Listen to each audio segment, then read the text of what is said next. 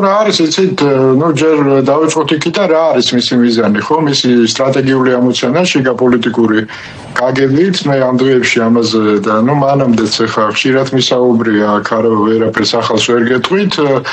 მას აქვს ესეთი გეგმა, ხო? ხა თავისი გეგმა ეს თუ ესე რომ ვთქვათ, იმპერიული გეგმის ნაწილია, ეს ცალკე თემაა და ცალკე ანალიზის საგანია, მაგრამ გეგმა იმაში მდგომარეობს, რომ საქართველოში უნდა დამკვიდრდეს ეგრეთ წოდებული რუსული ტიპის სუვერენული დემოკრატიული მოდელი მართლობითი, ხო? რაც გულისხმობს იმას, რომ ქვეყანაში არსებობს ერთი დომინანტური ძალა, დომინანტური პარტია და მისი სატელიტური, ესე რომ ვთქვათ, ფასადური ოპოზიცია, ხო? და რაღაც მრავალპარტიულობის რაღაც იმიტაცია ხდება, ხო? ამ ოპოზიციურ პარტიებს მოუზომავენ თავის ბოსტანს, იმაზე მეტი ამბიცია არ უნდა კონდეს და შესაბამისად ისინი შეუქმნიან ესეთ ილუზიას ერთგვარი დემოკრატიის, ამიტომ ქვია სუვერენული დემოკრატია, ეს ტერმინი თვითონ რუსეთშია მოფიქრებული და აქაც გამოიყენებს ახლა პაპუაშვილი მალე იტყვის, რომ ჩვენ სუვერენიტეტზე ხო იძახიან, დემოკრატიას სუვერენული აქვს, ესე რომ ვთქვათ, ხო? ეს არის მიზანი. ეხლა იმისათვის რომ ეს მოდელი განხორციელდეს, რა არის საჭირო? საჭიროა პოლიტიკური ველის მოსუფთავება, ხო? ანუ ლეგალურ პოლიტიკაში უნდა დატოვონ მხოლოდ ისეთი პარტიები, რომლებიც ამ მოდელზე დაგეთანხმებიან. დათანხმდებიან, არ ექნებათ ხელისუფლების ცვლილების ამბიცია და დაკმაყოფილდებიან იმ ლუქმით, რომელსაც გადაუგდეთ. და ველი როგორ უნდა მოასუფთავო, ხო? ანუ ისინი, ვინც ამ თამაშის წესებზე არ თანხმდებიან, ვიღაცა უნდა დაიჭირო, ვიღაცა უნდა აიძულო, რომ ქვეყანა დატოვოს, ვიღაცა უნდა მოისყიდო, ვიღაცა დააშანტაჟო, ხო, ვიღაცას მანქანა დააჯახო, ხო?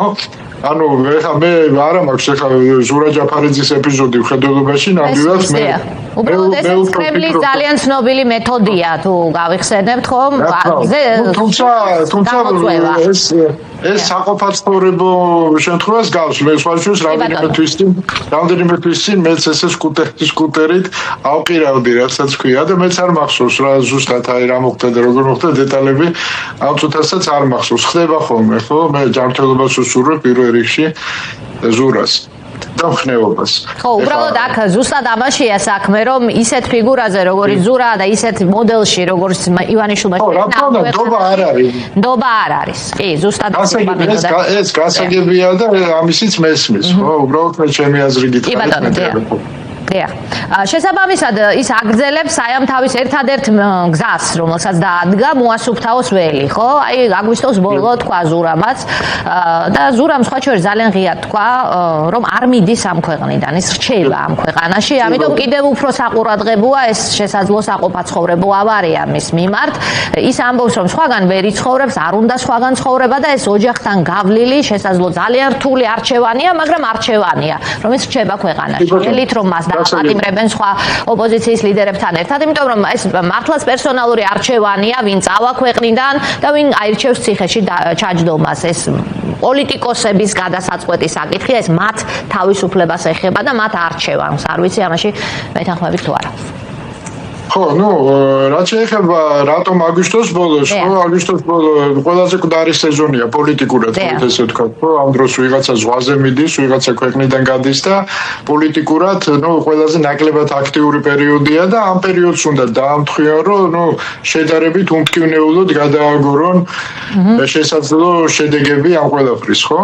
ეს არის ამოცანა და ეს თარიღი, ეს დიაპაზონი ამას უკავშირდება. ხა რაც შეეხება რა ჯობია, ხო, ქვეყნიდან გასვლა თუ ციხეში წასვლა, მე ვფიქრობ, რომ ორივე არჩევანს აქვს არსებობის უფლება, ხო, თავისი პლუს მინუსები აქვს.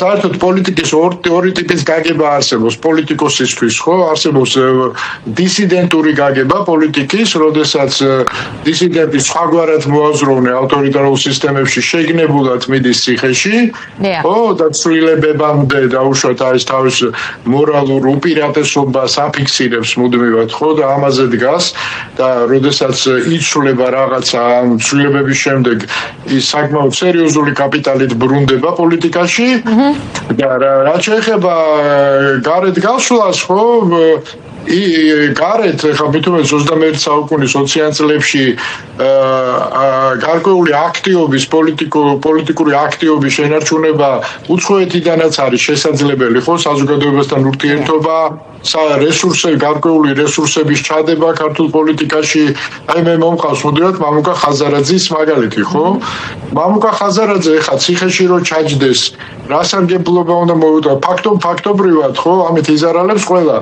არა ის ხო იმდენად რამდენადაც ყველა ის ადამიანი ყველა ის პლატფორმა ვისაც ის შეძლებს დაგვარად ეხმარება ხო ეს იქნება მედია ეს იქნება იგივე პოლიტიკურ პროცესთან დაკავშირებული და თუ ამ შემდეგ აქედან გამომდინარე ბევრად უფრო მეტი სარგებელი მოაქვს მის დღევანდელ მდგომარეობას ვიდრე ციხეში რო წავიდეს ხო და შესაბამისად ორივეს აქვს მე მაგალითად მგონია რომ ჯერ დისიდენტობის პერიოდი საქართველოში არ დამდგარა. ჩემს უნდა ვახსენოთ აქ ბატონო გია მაგალითად ელენე ხოშტარიას მაგალითი რომელიც ზის ციხეში აბსოლუტურად საფათილო მე ყველას პატივს ვცემ პოლიტიკურად ამას უფრო დიდი ფასი აქვს როგორც ჩანს ივანიშვილისთვის ვიდრე ქვეყნიდან წასულებს. ნუ რა არის იცით იმიტომაც ცდილობს ის რომ ქვეყნიდან წავიდეს ყველა.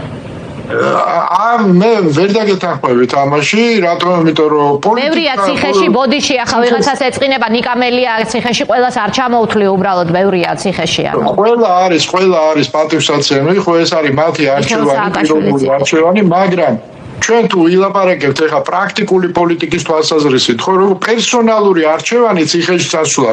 რა თქმა უნდა ეს არის საპატივცემლო არჩევანი, უდაოდ ჩვენ ყველას პატივს ვცემთ განსაკუთრებით ქალბატონ ელენეს იქნება ეს თუ ნიკამელიას თუ სხვებს და სხვებს ხო ყველა პატივსაცემია. იმიტომ რომ ნამდვილად ესე რომ თქვა ამას ძალიან სერიოზული შინაგანი ძალა ჭირდება რომ ეს ნაბიჯი გადადგა.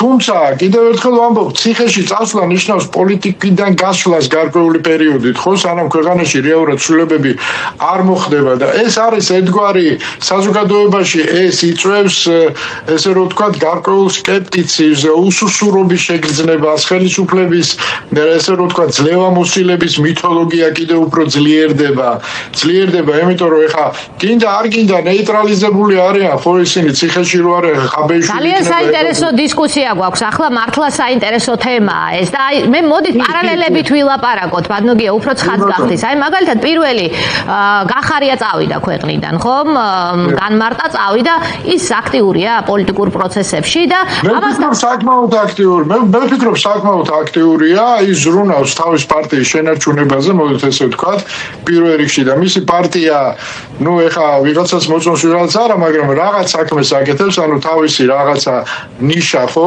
პატარა თუ დიდი მე ხა ზომაზე არ ვლაპარაკობ შეინარჩუნეს პარლამენტშიც ესე რომ ვთქვათ გარკვეული აქტივობა ეხლა რამდენად ეფექტური ამაზე არ გამართობ ხო ეს აქვს გარდა ამისა პარტიაში ჭირდება გარკვეული რესურსები გარდა ამისა ის არის მობილური თავისუფალი ხო საჭიროების момენტში მას შეუძლია გაჩნდეს ნებისმიერ ადგილზე მას შეუძლია მიიღოს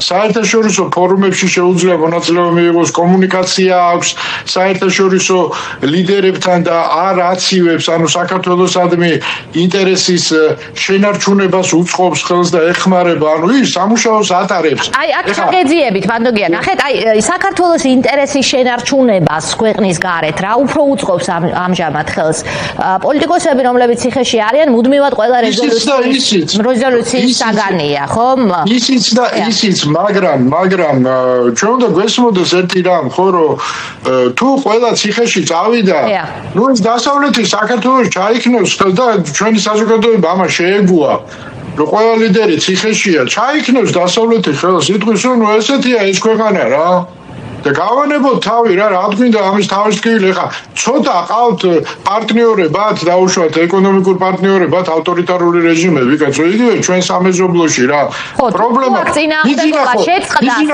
იმას ჩალენჯობს რომ საქართველოსგან აზერბაიჯანი შექმნას ბიზნესი ხო ამას ჩალენჯობს მისი მიზანი ეს არის მას ხელს უშლის კრიტიკული საზოგადოება და ხშირად ისმის ფრაზა რომ ყველას ვერ დაიჭერს ანუ შეიძლება დაიჭიროს პირველი რიგის ლიდერები სხვაგან თუ დაიჭირეს აქ რატო ვერ დაიჭერს აი ეს ოპტიმისტური ყველას ვერ დაიჭერს სუმალე ყველაფერი შეიცვლება რის საფუძველზე ვლაპარაკობთ ამას, რაღაც პრაქტიკული საფუძველი ხო უნდა? დანებება არასდროს არის გვიან ამის საფუძველზე, ბატონო გია, ალბათ. არ უნდა დავნებდეთ, მაგრამ კიდევ ერთხელ ვამბობ, მე არ უწუნებ არჩევანს ციხეში წამსვლელებს, კაცო, ეს მათი პერსონალური არჩევანია, მორალური არჩევანია და მე მათ ყველას პატივს ვცემ, ხო და არ ვაკრიტიკებ არანაირად. მაგრამ ვიღაცა ემიგრაციაში უნდა გარკვეული პაუზა არ ქვია ამას, ხო? აქტიობა უნდა გადაიტანოს იქ, სადაც გარკვეული სივრცე მას ექნება იმისათვის, რომ პოლიტიკურად იყოს აქტიური. და საჭირო მომენტში მერე მას მობილურები უნდა იყვნენ ეს ადამიანები, რა თქმა უნდა. მოდით კიდევ უფრო გავაფართოვოთ სურათი და შევხედოთ საერთაშორისო მაგალითებს. ბელარუსი, რომლის ლიდერები არიან ემიგრაციაში, ხომ? ლუკაშენკომ შექმნა ასეთი მოდელი, რომ წავიდა ქვეყნიდან ემიგრაცია. ნუ ტიხანოვსკაია, რომელიც ქვეყნის გარედან ცდილობს რაღაცის შეცვლას და ნაკლებად ეფექტურია შეიძლება, მაგრამ არის ლიდერი საზღვარგარეთ, ხომ? და ნავალნი გავიხსენოთ აქ, რომელმაც გაბედა დაბრუნება პუტინის რუსეთში. კი არ გედავებით, უბრალოდ მაყურებელს ვახსენებ ამ ორ სცენარს. დაბრუნებული ნავალნი დაასრულა ისე როგორც ასრულებენ ავტორიტარულ რეჟიმებში, ხო? კი, მაგრამ პოლიტიკურად რომელი უფრო პერსპექტიულია ნავალნის სამწუხაროდ იცით, ხო, ტრაგედიით დამთავრდა ეს ყველაფერი და ესე ვთქვათ, ციხეში, ხო, ტრაგედიით დასრულდა. და ეხა ტიხანოვსკაია ასეა თუ ისეა რაღაც პლატფორმა არსებობს და როგორც კი შეიქმნება ესე რომ ვთქვათ გარკვეული მოცემულობა ბელორუსიაში და შეიძლება შეიქმნას მოვლენები ისე ვითარდება ხო ის ტიხანოვსკაია შეიძლება ძალიან აქტიური გახდეს იმაში ანუ ის ერთგვარად როგორც რესურსი შენარჩუნებულია არ დაგაუცდეთ რომ მისი ქმარიც გამოვიდა ხო ციხიდან ის ძეილად ხარ ლიდერი დღეს მისი მეუღლე უფრო არის ტიხანოვსკაია ვიდრე ციხეში მყოფი მისი მეუღლე ხო რა თქმა უნდა აი ესეთი მოცემულობა ეხა ორივეა შესაძლებელი. უბრალოდ მე იმის თქვა მინდა რომ ციხეში როდესაც ხდება პოლიტიკოსი ეს რა თქმა უნდა მას აძლევს სერიოზულ მორალურ კაპიტალს მაგრამ გრძელვადე რისი კაპიტალიზაცია შესაძლებელია გრძელ ვადაში მაშინ როდესაც ქვეყანაში რაღაცა ცვლილებები დაიწყება ეს ცვლილებები ვიღაცამ ხომ უნდა მოიტანოს ყველა თუ ციხეში აქ არის კითხვა კი ბატონო ბრძანეთ დაასრულეთ კითხვა მაქვს ბრძანეთ და ეხლა თან იცით რომ ციხეში თუ ხელისუფლებას არ უნდა გადაუკეტავს ნებისმიერი კომუნიკაციის საშუალებას რა და მე-20 საუკუნეში როცა ემიგრაციაშია პოლიტიკური ლიდერი მას შეუძლია ძალიან აქტიური კომუნიკაცია ჰქონდეს საზოგადოებასთან მუდმივად. ეხლა თქვენ იცით მე დღეს ვაშინგტონში ვარ თუ თბილისში ვარ მაგრამ მაქვს თქვენს ანტურაჟს ვცნობ მაგრამ შეიძლება ასე მარხილად იქნებოდეთ შეერთებულ შტატებშიც. მესმის რას ამბობთ